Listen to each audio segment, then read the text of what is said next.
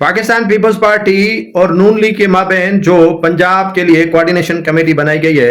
आपको पता है कि उस कोऑर्डिनेशन कमेटी में जो खल्के खुदा से मजाक हो रही है और वो भी भूंडा मजाक किया जा रहा है, वो सुनने के काबिल है।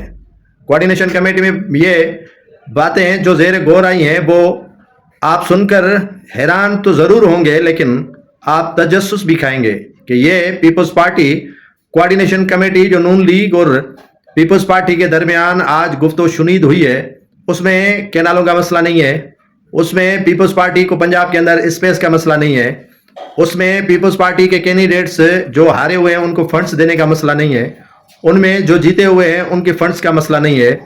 3 से 4 डिविजन्स के अंदर अफसरान के तकर्रुर का मामला नहीं है। लेकिन जो मामला ज़ेरे गौर आया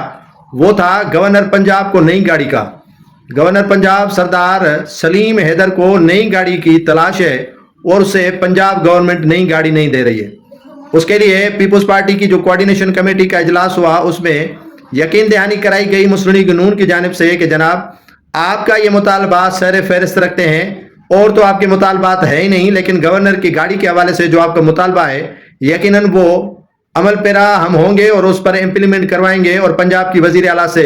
इसके मुतालिक गुफ्तगू शुनीद करेंगे। तो ये हाल बना है पाकिस्तान पीपल्स पार्टी की कोऑर्डिनेशन कमेटी का, जो